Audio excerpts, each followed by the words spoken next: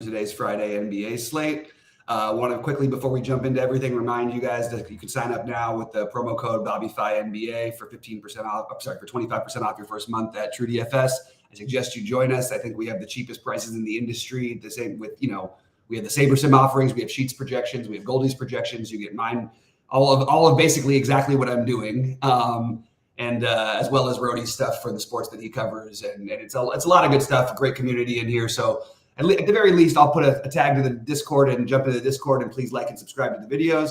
Coming off of a very man night, basically ended up losing a tiny bit, like maybe $100 across both sports, but it was very close to just having a nice night, and it ended up being a little slight losing night, but nothing bad. Still a great start to the NBA season, and another undefeated 4-0 night of betting, 3-0 in the NBA, 1-0 in football yesterday. So pretty pumped about that. And Sheets, how did you do, and what do you think of this slate? I lost a little last night. I want to piggyback off of something you said, or kind of, I don't want to say disagree with, but we're definitely not the cheapest in the industry. Cheapest in the industry with what we're offering is what I said. There are with what I said with what we're offering. I didn't say there are sites that offer stuff and this, that, and the other thing, and yeah, nobody's offers the exact same. But here's the one thing that I'm kind of a sticker with. You know that I'm like the anti-marketing guy. I don't like any of that. But I have to say, and again, I challenge other sites to refute this. Okay, but I really do believe that we're the only site that actually teaches people how to play. I mean, honestly. I mean, and I absorb more content of all the other sites than probably everybody on the face of the earth that actually does content. And yeah, there are sites that give plays, and there are sites that actually teach people about how to analyze plays, but to actually help you learn how to actually play, I'm pretty sure we're the only ones that do it. And I think about that for a second. Before you disagree with me, it's really true. I believe that 100% to be true. I mean, what I try to do, we try to do like a combination of things. Like we do some deep dives, we do whatever, and I try to like actually show process of how I actually fumble around the site, how I upload stuff. There's things that are just people kind of take for granted, and to see actually how to play and how to think about stuff. And that's my goal is to keep teaching you guys how to do that. So with that said, let's get into it. Yeah, but I did want to just add one really quick thing. One, I definitely think that, or actually two really quick things. One, I didn't mean we were cheaper than every single site. I meant what we're cheaper than is the sites that are, the sites that we're contending with. You were talking about half of the price, for the same projection systems that they're charging at other sites and things like that. And we have also three different variations of those projection systems.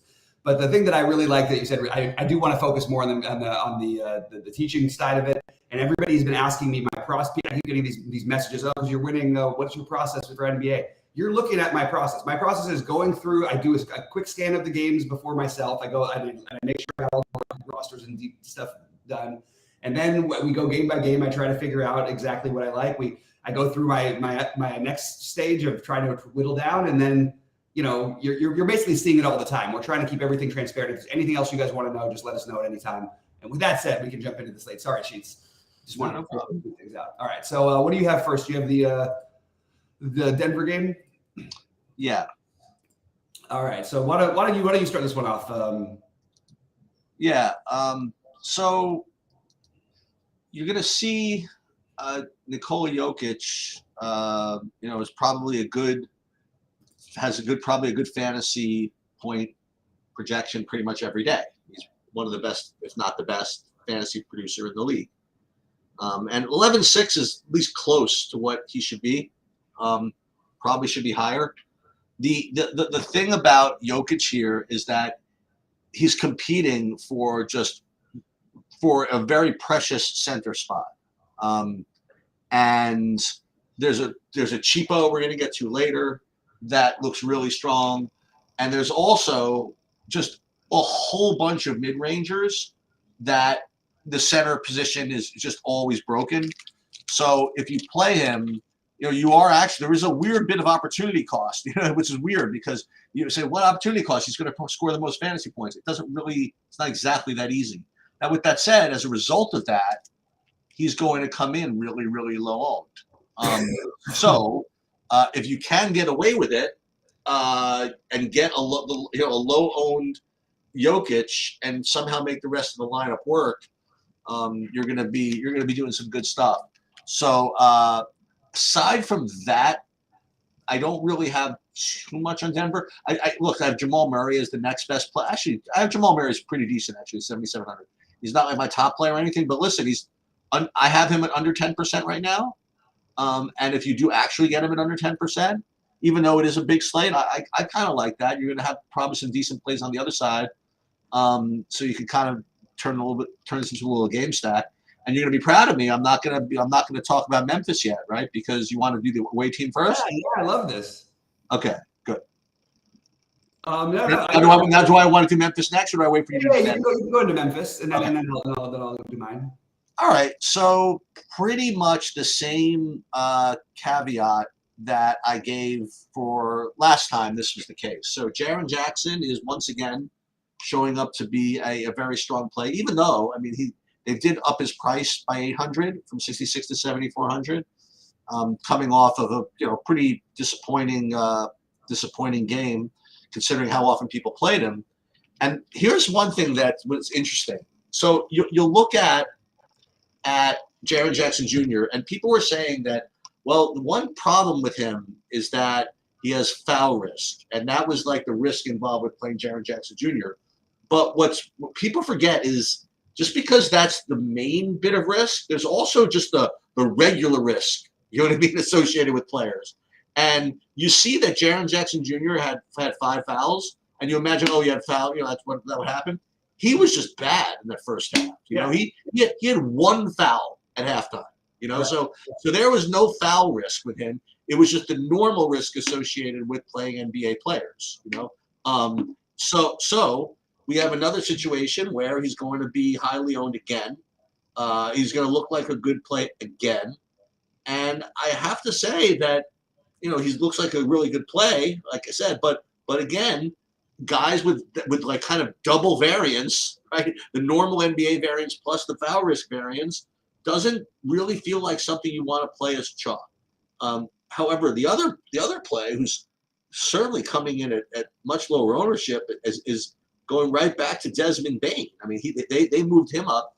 He's 8,600, but at 11% or something like that, I'm kind of down with that. So he's actually my preferred play, considering ownership or everything like that.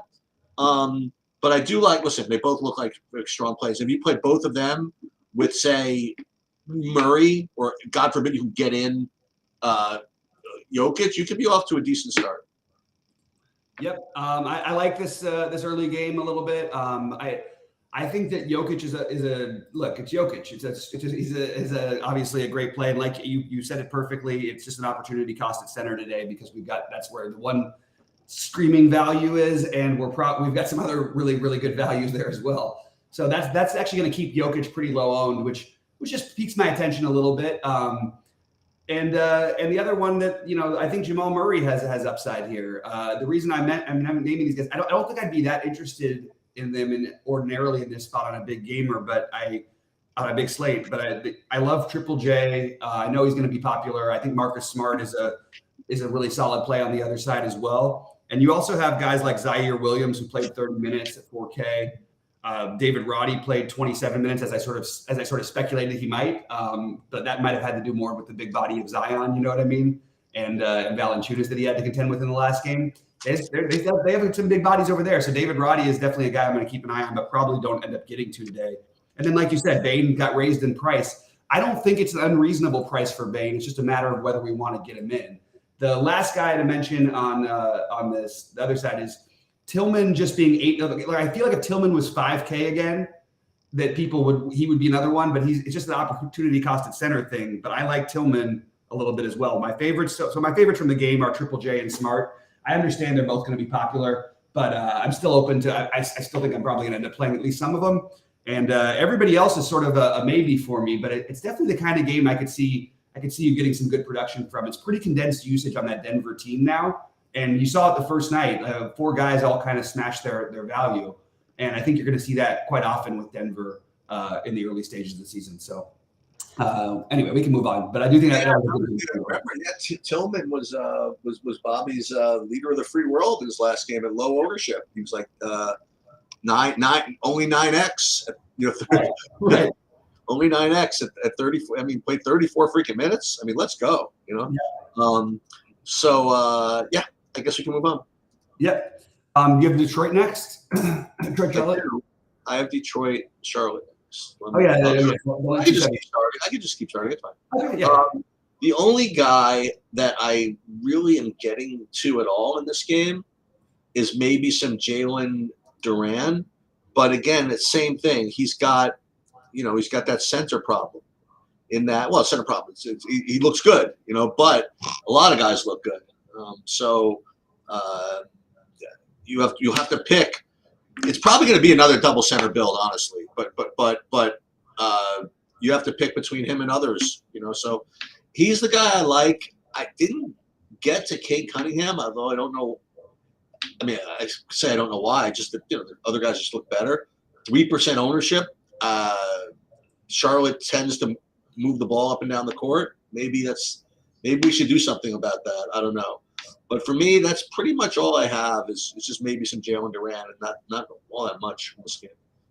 Yeah, and if you want to see the double centers and why we were talking about the other night, if you look at all of these centers, because I played some Jalen Duran also the other night. I also played a lot of Mark Williams the other night.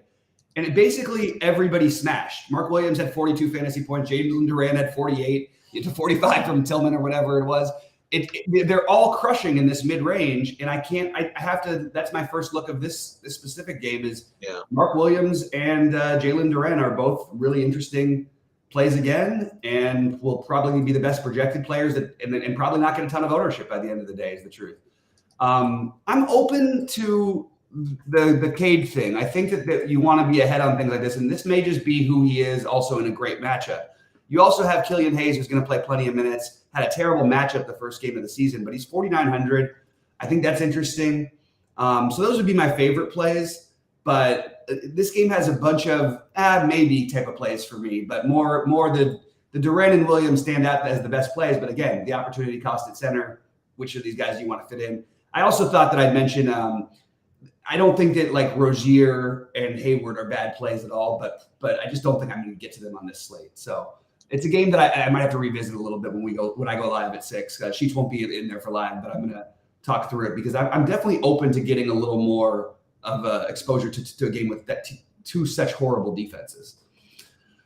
All right, next up, go ahead, Sheets. I have Miami Boston, yeah. And I guess I'm going to rhetorically ask. Well, you can answer it when it's your turn. I'm going to rhetorically ask you, is this, you can hold your opinion until it's your turn, but is this one of those Jimmy Butler games? We've heard all the stuff about how the Celtics are now loaded with Jrue Holiday and all the stuff. And you have now Jimmy Butler and Miami going into Boston. There are only a few games that Jimmy Butler, plays in the regular season. Honestly, that you want to target him, unless he really looks good otherwise. And I'm wondering for your take on that. Aside from that, I guess Porzingis would be my favorite play from the game. It's going to be a good basketball game, I would imagine. Tatum looks okay. Jaylen Brown on FanDuel looks really, really cheap. I was looking at that earlier, so I figured I'd mention that. Aside from that, probably Jaylen Brown, FanDuel, and maybe Butler if you like him on DraftKings, and Kristoff on DraftKings. Yeah, my favorite play in this game is Kevin Love. I forgot about that actually. Yeah, I just think that again, he's got the forward eligibility, which is nice to see. Played really well the other night and had 31 fantasy points when he started. Played 27 minutes or 28 minutes actually, 27 and a half. It's good to see. Had the double to get him to 31 fantasy points. 4,300 feels like a very reasonable price for him. I am going to get to a little bit of Kevin Love today, as there's not as much value as there was on Wednesday when we had the big slate. I also think you could make a case for everybody, including Butler, Bam, on the Miami side, but I think I just would rather stay away personally. I do think that both Bam and Butler are in play, but I just think there's better plays out there. I think if there's a motivated guy in this game, like wouldn't it be like one of Brown or Tatum, considering that they got knocked out by this 8 seed going into the finals? So I just think from like a little bit of a narrative thing. Also, I believe in Tatum this year, that he's going to have a big year. I think he's going to be really, really trigger happy at home. So Tatum, Brown, and Drew Holiday were the three guys who I sort of considered. Actually, I considered Derek White too, but I just don't feel like I'm going to end up landing on them, at least in my main builds. But one thing you could do, like I did the other night with Tatum, there's always a ceiling. If you don't have that guy in your big build, sprinkle 10% of him into your small stuff, because when he's going to be like 2% owned, because there's that monster ceiling he's got with him. So, but as of right now, it didn't really get to too much over there. I think that Jaylen Brown actually would be my favorite if I had to pick one, but I think Brown or Tatum are totally viable. It's pretty brutal that I forgot about Kevin Love, because, and this is leading into something else I wanted to mention. Like, in addition to these breakdowns where we go through game by game, I'm going to try my best again to do a separate video where I talk about how to use the tools on TrueDFS, either to make a hand-built one using my sheets or using SaberSim. And I actually, just before we went on, did a video which I uploaded, just doing the hand-built stuff. And I actually ended up getting to Kevin Love in the main build. So the fact that I forgot about him, it's kind of embarrassing. But so look for that. That's actually on the YouTube channel. And again, I can't commit to doing it every day, but I'm going to try. Yep. Sounds good to me. All right. You want to start us off with the next one? Yeah. So Knicks at Atlanta. I don't know. A Kongwu 3,900 and another center. I don't know. Nothing here really stands out to me. Nothing projects all that great. Jalen Brunson 7,500 would be my. Give me one guy to play from this game. I guess that would be it. But just too many other plays, too many other games for me to get to anybody from here. Yeah, I'm probably going to come back and relook at these games after we get off, because I agree with everything. Like, I don't. There's some games that I just don't want to look at, but like I feel like there's going to be such skewed ownership on such a big slate that I think maybe we could look at getting some pieces of this. I think Julius Randle is totally viable here. I also think that Jalen Brunson is totally viable. And on the other side, you can always play DeJounte or Trey at reasonable prices. So I don't hate the game, but I just think there's better plays, like you said. But that would be the way I would do it if I was to play anybody here. I do like that quite a bit. That the Randall Brunson, and then one of the Hawks guys. I think that's viable. It's just, again, probably going to be like a sub 10% type of thing for me today. Okay, I'll start with the Oklahoma City game, because this is one bit of news that is really important. You have Darius Garland, who is questionable. It says here he suited up for the openers, but he could be held the first leg of the back-to-back on Friday. If in fact he is out, then clearly Mitchell is a great play. Probably is a good play anyway. And also Karis LeVert would be an exceptional play, and he might be a good play anyway. And Ty Jerome, if Garland's out, might be a good play if in fact Garland's out. So we have to watch that. I mean, this is my stupid thing. Like, if they're going to hold him out on a back-to-back, it wouldn't be for the home opener. It would be for the second. But what do I know? It's not a back-to-back. Oh, it said on the first. Oh, it's just people making mistakes. Oh, could be. He didn't play yesterday. Okay. Oh, no. He could be held on the first leg of the back-to-back, it says. Of back-to-backs. I think that's a general statement, right? No, I think they play tomorrow is what I'm saying. Oh, I see what you're saying. I'm sorry. What I'm saying is if he's not going to play a back-to-back, I presume that he would rather play the home opener. Yeah, I agree with that. Yeah, so if in fact they all do play, I still think they're both good. I still like Garland. I still like Mitchell. I wouldn't play them together. Maybe that's not even the worst idea in the world. And I actually wouldn't mind LeVert as regardless of who's playing. I mean, so I like all those guys. Not really too much on the Oklahoma City side, but and finally, obviously, kind of buried a little bit, but Evan Mobley once again. He didn't exactly tear the cover off the ball his last time at Big Chalk, but situation is the same. As a matter of fact, you could argue it's a little better with the matchup. But so Mobley, LeVert, Mitchell, Garland, all those guys. Yeah, I like Garland. I mean, I like Mobley a lot. The thing that's interesting is that as we're going through this, it's pretty revealing about what's going to happen with lineup builds today. People are going to play Day'Ron Sharpe at center, Jaren Jackson Jr. as the power forward, and then the forward spot they're going to put Mobley, and then the other set, and then it'll be Jokic or one of the other number of centers you could choose from to be in the utility. So you basically know how everybody's going to build, or a huge portion of the field is going to build with their first four players, basically, or their first 3.5 players.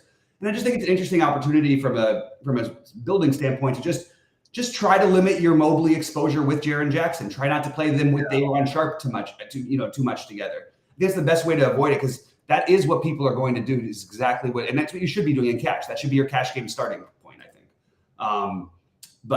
Anyway. I think all of like you said, Mitchell or Garland, Mobley, obviously a very strong play, but one of Mitchell or Garland's going to get there most of the time. I don't have it in me to go back to hope Strus hits 700 threes again. And I also think the Karis LeVert is completely in play. So Mobley being my favorite, but certainly a lot of stuff to consider here. And I forgot to mention on the OKC side, I think that I'm just going to bet, I'm going to be ahead of the field on Chet Holmgren in general. I don't buy that he's going to be. He scored 23 fantasy points the other night. I think he's going to be more like averaging in the low 30s to mid 30s, and it might be even a little bit higher. So I still want to sort of gamble with that one. I also like Jay Will a little bit, but nobody who's a priority for me on OKC, which is a shame because I do like a lot of Cleveland. Okay, so I'll start with Houston against San Antonio. I guess I'll start with the San Antonio side. I don't know what to make of the of Wembanyama at this price, so I'm just going to leave that up to you. But we'll talk about something that we do know that we talked about last time, and that is that Jeremy Sohan is going to be I think he's on his way to 7K. He just is. That's just my opinion. He got a pretty nice game in his first go around, 32 fantasy points, and he almost 4 for 12 from the field. Right. He's going to keep getting 8 rebounds, 5 assists, and whatever it is. I mean, that's I'm just going to probably just keep playing. The other guy is from Houston, and it was weird. Like Sengun looked like he was on his way to smashing. Then he does sometimes. It frustrates me. And then the game blew out, and he didn't come in for his last rotation. He's one of, again, a good number of middling centers, which could make your second center work. So I do like that. The other one I had, you know what? I forgot there was one guy I forgot to mention from the Oklahoma City. I forgot, but one of the Jalen Smiths I liked on FanDuel, actually. Sorry to go back to that, but no, you're fine. Sometimes get Houston and Oklahoma City confused. That's why, whatever. I think Dylan Brooks on FanDuel showed up as a play again. Only because I just did this build that I remember this. Aside from that, that's pretty much all I have. I'm not getting to Shea today. I'm sorry. And the other guy, specifically on FanDuel again, but I guess DraftKings also is Fred VanVleet again. So VanVleet, what's his name? Sengun for Houston, and then San Antonio, Sohan, and you could tell me about the Wembanyama. Yeah. So I like. I think I like the Houston side of this probably a little bit more than I should, but I like it a lot. Jabari Smith is projecting great. And for those of you who didn't know, he fouled out in 26 minutes the other night in the blowout on top of things. So I just kind of want to throw that game out for him. I think Jabari Smith at 5,300 is a very reasonable price, and it allows you to get that different play. Maybe you play him with Jackson in one of those builds like we were talking about, or him with Mobley, rather than playing them all together, get a little bit of savings. And he has a ceiling, and I think I still think he's going to take a jump this year. I think Jalen Green is too cheap. I don't care what happened in game 1 where they got blown out. I'm gonna assume that these guys are going to be good. I think that Fred VanVleet is reasonable. I think that I'm going to try to make I want at least one of Smith, Sengun, Jalen Green, or Fred VanVleet. Not in every lineup, but that's going to be sort of a general thing I'm doing today, because I like the situation. I like the matchup for all of them. On the other side, I love Sohan, like you mentioned. I would have him as one of my cores today. I think that he's an automatic cash game play until further notice. I think that Zach Collins is actually kind of interesting playing alongside Wembanyama. San Antonio, hey, look, you can say what you want we can talk about the past and everything.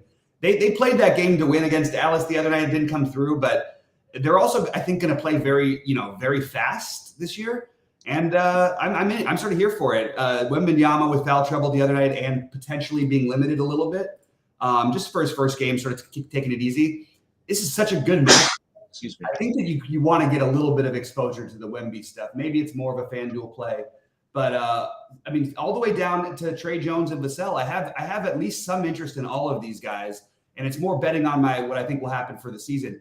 Devin Vassell is going to be he's going to put up 50s and 60s and stuff this season. I'd like to be ahead on that one. He put up 37 in game one for them. This is an even better matchup. So I have a little bit of interest in this whole game just as a potential stack, but I'm not sure exactly how I want to do it yet. So.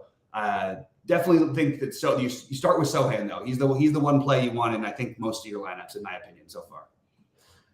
A lot of guys in this game you could play. Zach Collins, you could play on FanDuel at power forward if you want to do that. Yep. And yeah, all those guys you mentioned. This could be like a night. Last year we used to do this. This yep. Orlando or this Houston, San Antonio, Orlando, all these teams like mixing and matching these stacks. This could be a good one, actually. Yeah, I think it could be. What about Wembanyama at 8K?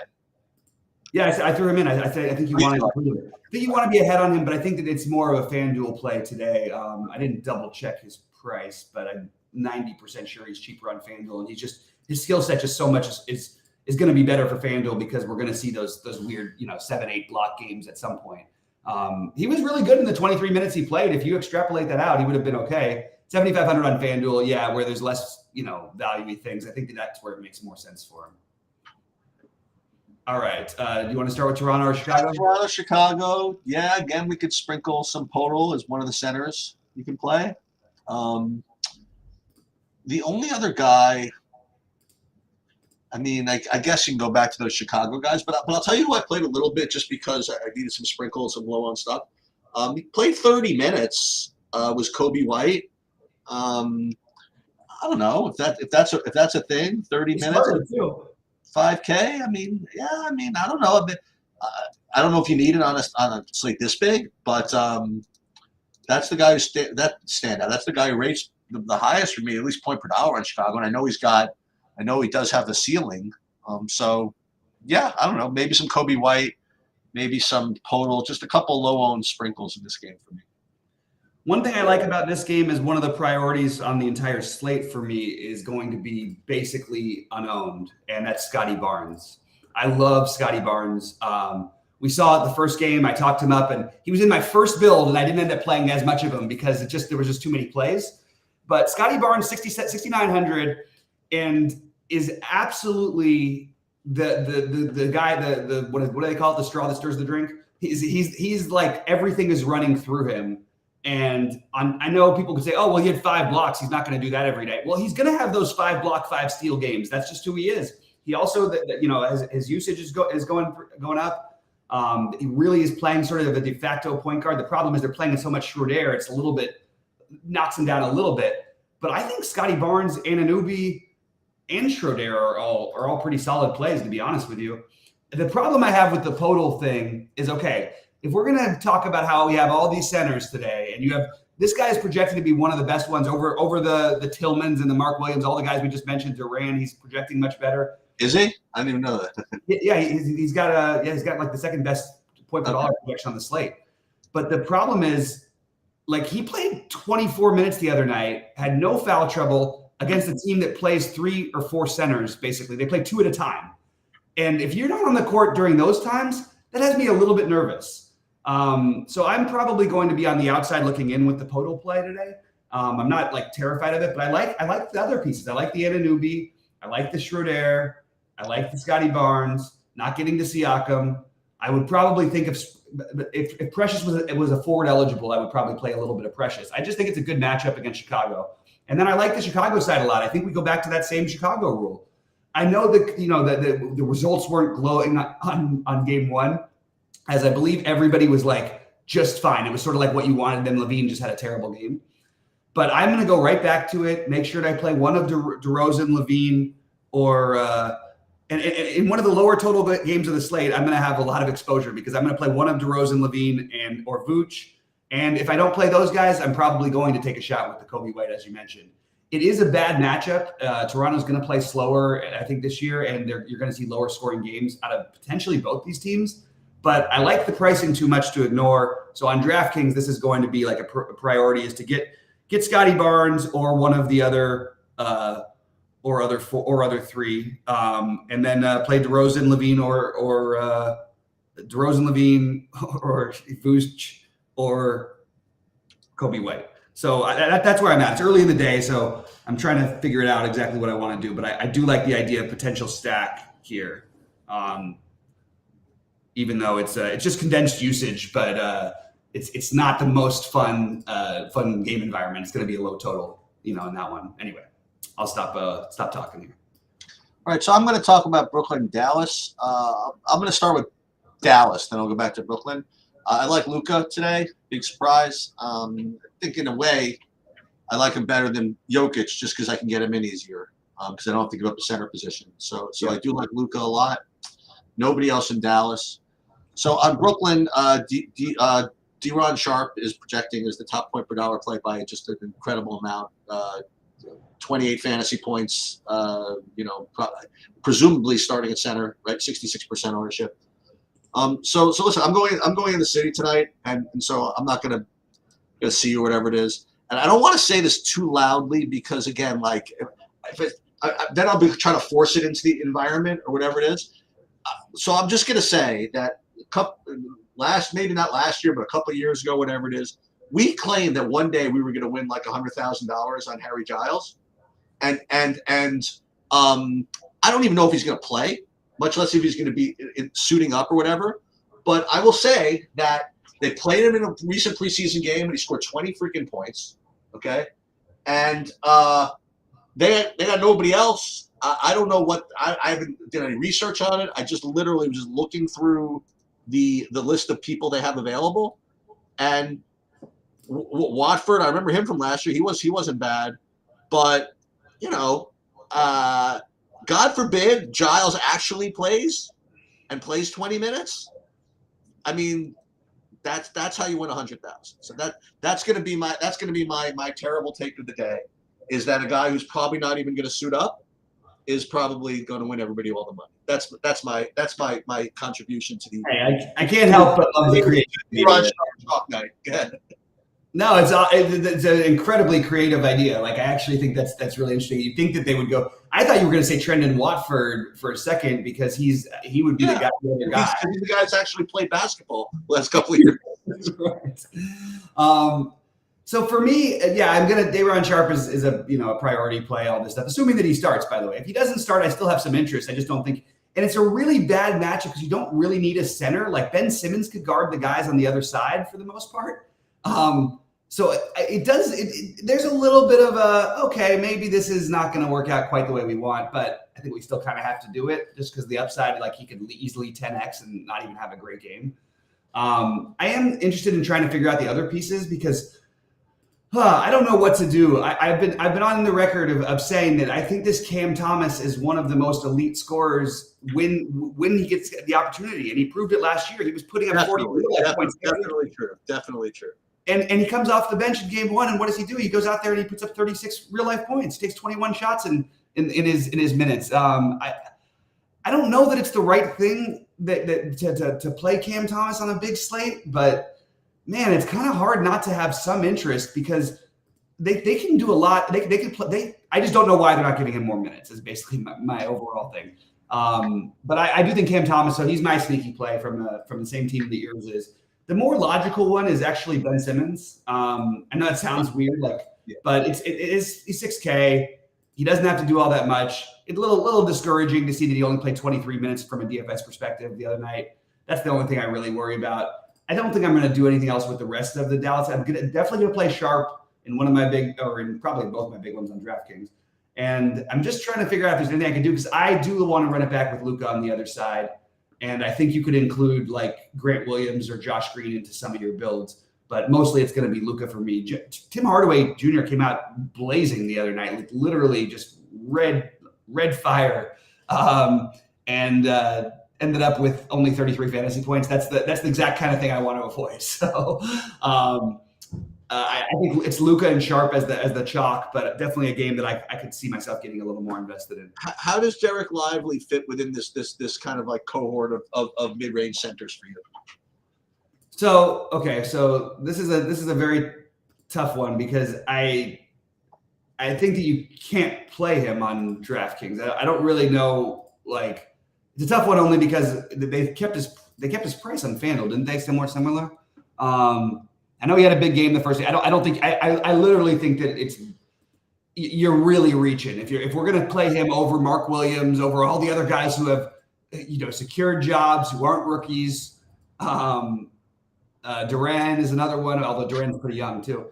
I don't know that I'm going to do it, and I also think that they started Lively game one, right? To match. No, they did not. He came off the bench. Oh, they didn't end up starting. Yeah, so he's going to come off the bench again. Then you get into the Key and Kleber and Williams against a team that doesn't really need a big. It's a good matchup in that sense, but they don't really need a true big to play here. So I actually think it's probably a bump down for him, if anything. I didn't double check. Did they keep his price the same on FanDuel? I'm checking right now. And he is nope. They bumped it up, so I will have zero of Derek Lively. Okay. Yeah, that's pretty much. I think that's pretty much it. But yeah, the main pieces there are the Luka and the Day'Ron Sharp, who are going to be staples in your lineup. As of right now, I make Luka a priority for me. Yeah, I guess I could pivot off of Harry Giles for a little bit of Day'Ron Sharp if I have to. So, or take some Watford shots. They just got Watford in the offseason. They like him. Everybody who's played him, who's been around him, likes him. He didn't play in the first game, but that's because again, they only had the two centers. They had both centers available. So yeah, I think it's interesting. All right, so we all know what's going to happen in this next game, right? What's that? That Mr. not see the court in the fourth quarter, Taylor Horton Tucker scores 40 fantasy points. Oh God, just troll me up. Yep, pretty much. Listen, I just call up. I just say it like it is. I mean, it's like he doesn't project well, and I'm not going to play him. But that is what's going to happen. I don't really see too much in this game, except obviously just always looking for one of those Paul George, Kawhi like random situations. But aside from that, I don't really see too much again, except to throw the Walker Kessler into the jumbotron, into the jumble with the mid-range centers. That's pretty much all I have. Yeah, I'll go right back to Russ. I have no. He was good, wasn't he? He was spectacular, but then they were up like 20 some odd points. So I think he played 29 minutes. I think he could have played 36. The game was close, and he looked good in real life. By the way, like the eye test looked awesome on him. He's been like. By the way, just a side note on Russell Westbrook. He's now the second richest player in the NBA to LeBron, and it's because he's made almost three times as much as he's made in his career in the NBA in investments. He's got a huge future. That guy is going to be a billionaire very soon. Nice. Anyway, I thought it was fun. All right, the Utah side, it's just Russ for me on the Lakers, the Clippers side. But I have no problem if anybody just wants to say, you know what, my lineup's kind of chalky. Maybe I'll play Paul George or Kawhi Leonard. There's a ceiling there. It's just a matter of hard to know who and which one and why. You don't really have a justification for either one. It's just if you end up in those spots, you're not going to feel that bad to have those guys as plugging in. Where the rest of your lineup looks chalky and you for some reason have 9,200 left to spend in a forward spot or something like that. On the Utah side, look, I really like Walker Kessler. I made that very, very clear to a lot of people, and I don't think I'm going to be able to play him tonight because there's just too many other center options. And he had a very lackluster game one. The guy who didn't have a lackluster game one, who looked pretty good, was John Collins, getting minutes we aren't used to seeing him get. It had a lot to do with the rebounding. He had a double-double, but I'm sort of in on taking some shots on John Collins. Like Collins, Sexton, Clarkson, Horton Tucker, I have as all good plays, but nobody that I have anywhere near a priority. But they all seem like decent plays here to me. I just can't decide which which one between all of them. If the game was in LA, I probably would just try and narrative it up and say, hey, Jordan Clarkson's going to try and shoot the ball 35 times tonight. And for what it's worth, Clarkson did put up 38 in the first game at 6,200 and certainly should be at least considered, if nothing else. But a lot of consideration in this game with very little plays. Golden State, Sacramento. I'm getting to a decent, well, not decent amount of, but De'Aaron Fox on FanDuel looks like a good play. Was my first build, was actually playing Fox and Fred VanVleet as the 2 point guards over there. So that's my one comment. And then Chris Paul is just a great play on DraftKings at 6,600. Nothing particular earth-shattering about that, but those are the two things that stood out for me. Not really getting to Curry, not really getting to much anything else. So something seems fishy with the Chris Paul ownership to me today. Look, I understand he did really well for everyone on a 2-game slate, so everybody wants to go right back to it. That's true, I guess. So. He's 6,600, and at 37 fantasy points, I don't even know if I want that for 6,600. You know what I mean? Right. Is that even good enough to win on a monster slate? And I'm not saying he's locked into 60. It's a good matchup. It was a good matchup the other night. It's a good matchup again. But he was facing his former team. Also, there's a lot of things that were going on. And I just don't know that I want to pencil him in here for the automatic, 35 plus fantasy points or whatever it is. I think it's a great night to play Steph at low ownership. We talked about where people spend, and this is like the best upside matchup, and he proved it in the playoffs against this team. So I would be happy to do something I don't usually do on big slates, and that is say that I think Steph is just a tremendous tournament play. You can find ways to play he and Luka with some of that value at center, and then we use the chalky forwards, and that's going to be an unusual build. I kind of like that idea, so I'm gonna have some exposure to him. Also, probably worth noting that Kevon Looney put up like 50 plus twice against these guys last year in the playoffs, and will be just completely unowned. So if you're going to consider one extra center, I think Looney is another one worth considering just because the monster ceiling he showed against this specific team. But the best play on paper is going to be Andrew Wiggins and Jonathan Kuminga for me. And I think Wiggins is bordering on priority status at his price. I don't expect him to play as poorly as he played the other night regularly. He had 13 fantasy points. I just don't think that's going to continue. I think they're going to try and get him going. And I like him in this matchup. So on the Sacramento side, I agree with you. I think that Fox at home, I remember what I said, and again, they had this series. Also, they got off to a bad start the other night with a loss in Utah. I think De'Aaron Fox is an awesome play tonight. So Fox, Steph are my priorities here. And I don't mind if you want to get to a little Sabonis. I think there's something a little bit wrong there. I really do. He still scored 51 fantasy points on opening night, so it's not like he can't score still. But it's just a little bit worrisome to me. He doesn't quite look right. Looks really slow. And then are we just not going to ignore that Keegan Murray, who everybody's been, every analyst is on high on going forward? These guys, big part of their future.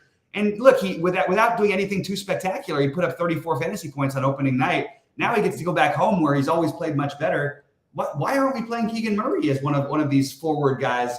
Maybe instead of the Jackson or the Mobley, you can include him into your mix because he's only power forward eligible as well. But I like Keegan Murray, and I like this game environment, and it's one I want to be ahead of the field on. So I'm going to mix in some of that. And the last one, which is a large field only flyer, I get some Malik Monk on your multi-entry on your the lottery type of tournaments and stuff. I think that's a really good idea. How about the resurgence, the once in future king of Harrison Barnes with 35 real life points in his first game? Yeah, what are we supposed to do with this? You just don't play him. Just don't play him. But it's not like everybody. If other people were going to play him, that's logical. But I don't know. A little sneaky sort of revenge. I mean, yeah. It's revenge. He played for them. Yeah. Also, he played well against them in the series. I don't know. But it just seems kind of ridiculous, right? It is pretty ridiculous. Okay. All right. Said the man who's playing 20% Harry Giles Jr. That's Barry Giles and Jameson Williams are two pet guys. That's right. We're gonna build up karma for something one day, but for sacrificing the virgins to the to the fires or whatever. All right. So if you didn't like any of that, actually, it's part of the same game, same bunch, right? So Golden State Sacramento could be a little hammery. You want to play Fox and Curry together to get all to catch up to all the Jokic lineups and to catch up to the Luka lineups. I'm down. I'm down with that. It's actually not the worst. If you played Fox, Keegan Murray, and Curry on the other side, you got something to root for. Let's put it that way. Like you're not dead. You're not dead. Until midnight. You're not dead. You're last till midnight in that. But Orlando, Portland. Listen, he didn't score a lot of fantasy points. I literally didn't know the guy's name before we talked about him last time. But all I will say is this: that whoever this Scoot guy is, he played 36 freaking minutes. And this is he's a 15-time All-Star. So we I know. You were telling him. Yeah. He played 36 minutes, and this is his home debut. I don't think anybody's going to play him. I don't know if I'm really in a bad mood from the early games or something like that. Why not play him at home to show out? And then on the Orlando side, well, also on the Orlando side, how about we can go with your take, which is not just yours. I mean, but the Franz Wagner experience. At 65. Got off to a flying start the other night. I was getting congratulations way too early, and I knew it was going to end. He had like 22 in the first quarter. Yep. And then is Jalen Suggs too cheap at 4,600? I don't know. Maybe. So yeah, there's stuff you could play from this game. I mean, it's definitely not certainly nothing from this game is a priority, but these are late swap games, man. Like you get to swap to Taylor Horton Tucker on Utah, or Walter Kessler on Utah, and Keegan Murray and actually Keegan Murray might not even be like kind of a joke late swap. He actually, like you were saying, he's probably just a good play. You know what I mean? He's not like a joke play. I mean, he's actually like a really good play. Yeah. I agree. I think that he's a really, really good one. And this last game is gonna be mostly ignored. I actually do think the one guy is gonna get ownership is Scoot Henderson. I really think that people are sharp enough to figure this one out. And I think it was sharp though that you figured. I mean, because you did it without knowing that. But I really think that I just can't see that they don't just turn the keys over, lose by 1,000,000 points. It doesn't matter to them if the game's like really close. Like I don't know, he's gonna. Who's losing by 1,000,000 points to Orlando? Well, Orlando's pretty good actually. What's the spread here? Like 3? Orlando just won their first game by 30 points. No, but what could the spread be here? 3? No, I think it's got to be Orlando minus something. Let's see. Orlando minus 2.5. That's an easy bet for Orlando for me. There it is. There's a winner right away. Portland. Wait a minute. Was that a home game? They won their first game. Orlando, yeah. So they won their first game by 30 at home, and now they're going into Portland for Portland's home opener. Portland is just such a freaking lock, Bobby. I'm sorry. I know you're the man with your with 10-0 and all this stuff. My counter is that you have the Magic are a playoff team, and Portland is the worst team in the NBA. Even better. Okay, great.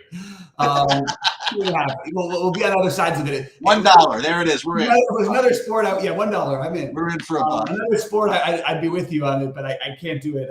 I can't do it. I get it. Okay, fair enough. I like the idea of the Franz Wagner late swap possibility if you had room left later on, like before the 7 o'clock games. If things aren't going well and you've got some guys in the Golden State Sacramento game, which I advise you get some of those guys. I think that's an interesting guy. There's just too many bodies. Like it's too spread out, but it can't always evenly distribute the way it has for Orlando. Paolo, Franz. The spread is actually now 2, by the way. Oh my God! And then Cole Anthony comes on in and torches the world on fire. There's just too many bodies in Orlando. But I really think that Wagner is just a good long-term bet. I'm just going to keep playing him. But I'm not going to play like a ton of them. I like them better. I know it sounds stupid, but 6,500 is a little different than 6,100. You know what I mean? It's a little more expensive after not having the game that you want them to have. But I like Scoot. I'm sort of like the DeAndre Ayton's going to not be played only because the center position is so loaded. But I'm telling you, if you want to get different, maybe in your max centric, maybe you don't play double centers as a way of getting different in your builds. Because I really think that most people are sharp enough, and they're just going to find, and the system's going to try and spit it out. You're going to get tons of double center builds. I guess that's really my biggest take there. Is there a reason though that Jeremy Grant maybe shouldn't be owned here? I just wanted to think this one through. Yeah, I guess I could probably pass on it. But again, home opener, I was open to sort of like playing their good guys and hoping the game stays close. So for me on the slate, I have my priority plays as of right now are Scoot Henderson, De'Aaron Fox. I'm debating to make Steph one of them, but I think more likely it's going to be Luka, Day'Ron Sharpe, and Evan Mobley, Jaren Jackson Jr. Now, those are just the natural guys you build with. But I'm also going to make Scotty Barnes one, who's going to be basically unowned today. And I'm going to get I'm going to make sure that to get one of those Bulls in most of my lineups. And I'm going to play Kevin Love. So that's sort of my overall build. The problem with the Kevin Love thing is, like, again, forward eligibility, but that power forward spot is almost as valuable as the center spot.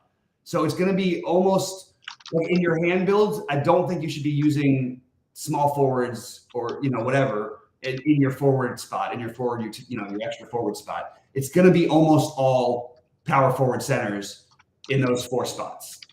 So just keep that in mind. Is anything else before we get out of here?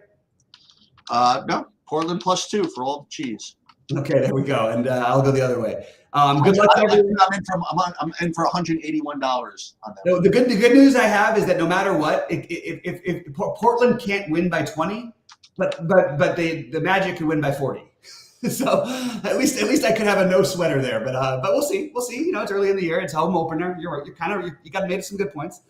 Anyway, good luck to everyone tonight. I'll have all my content posted by this afternoon, and let's make some money. Let's keep the season going. It's a fun big slate and a lot of ways to get different. So I will be live with you at 6 to talk through those. And